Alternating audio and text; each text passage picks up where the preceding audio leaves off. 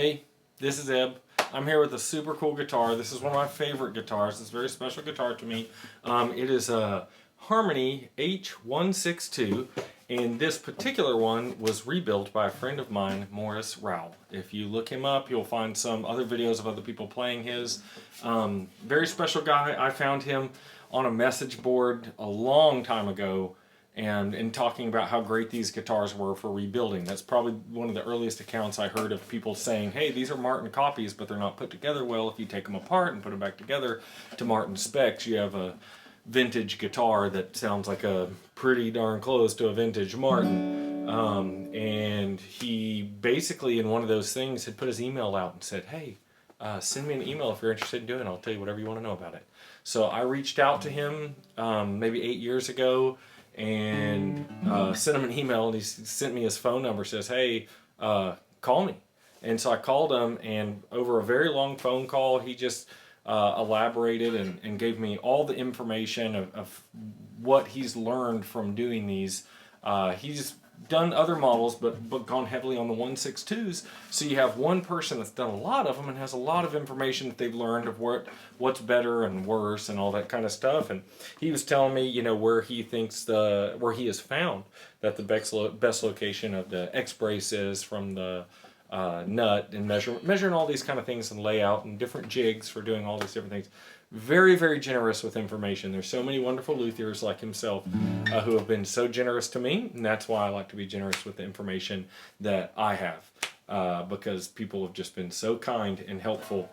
After redoing several of these that I had learned from doing from him, I decided to send one off to him to have him do for me to keep. Just to have my own example. And I actually got to go visit his shop.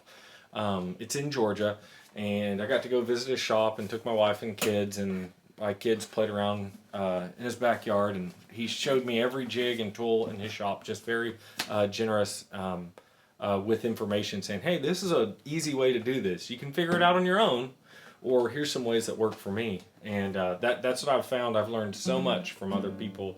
So I'm ever so grateful, and that's really why I wanted this. Shipped it out to him. I was in the middle of the pandemic, actually, and this joker, it was funny, I messaged him and I said, hey, so how's it coming along? He says, what are you talking about? You're not going to send the guitar? And I said, no, I've sent it. And he says, well, it's never showed up at my house. Well, come to find out, whoever I shipped it through, shipped it to some other house in his neighborhood. It had been sitting on somebody else's front porch for weeks, somehow not totally damaged and trashed. And then when he went to send it back, he sent it back with the postal service, and oh my goodness, it took 10 days between every city. It was insane. It took 10 days to get to Atlanta. It took another 10 days to get to Nashville. Took another 10 days, each time 7 or 10 days to get to Memphis, and then to Little Rock, and it was 50 or 60 days before it ever actually came to my house. It was just it was a mess. But I finally got it. I was worried that it had been lost or run over with a forklift, which they do, and it's such a special one. I was so happy to get it back.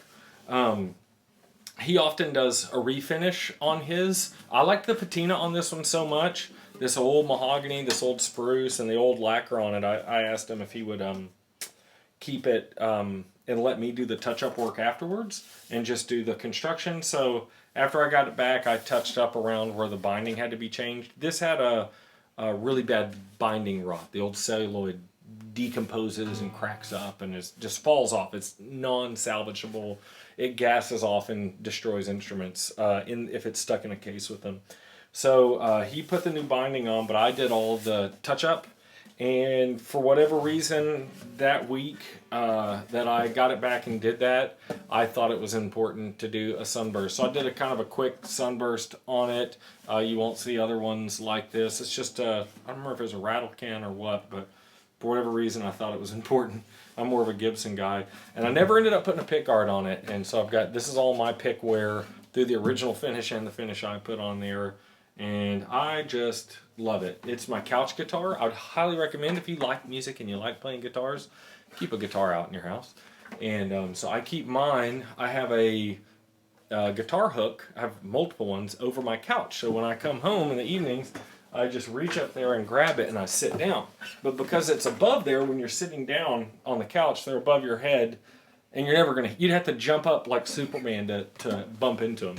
So it's a very safe place, and I sit down and play. And this is the one I've played hours and hours and hours and hours on by myself, or also playing with my children, my family, singing together. So I just love it. It is a delight. It's definitely one I'm going to keep. It's got a number in there, 148. This is the 148th one he did. Yeah, can't say enough nice things about him. If you're able to get a hold of him and you're able to have him do one, I can't recommend it enough. They are truly special instruments, and if you look on YouTube, you'll definitely find some other people that cherish theirs and have played a lot on them. So, but I want to give you a demo of mine. Here it goes. So I'm going to start out, as I normally do, with some finger picking on Westphalia Waltz.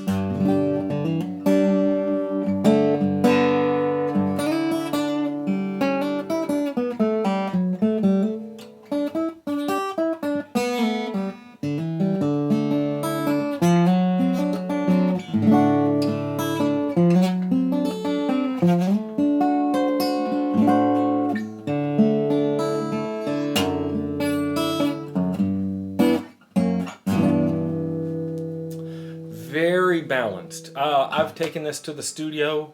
When you put it in front of a microphone, you're like, that's the sound. That's the sound I want. We don't have to do anything to it.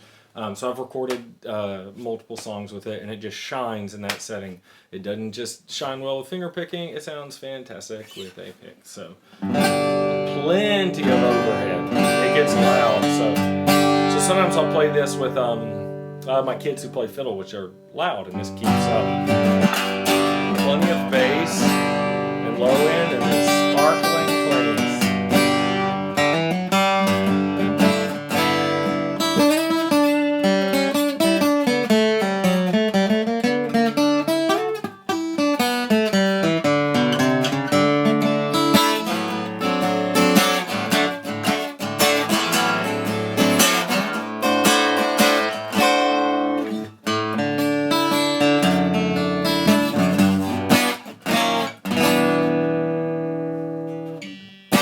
Yeah, wonderful work, magical guitar. So happy that I have it. I have no plans of getting rid of it.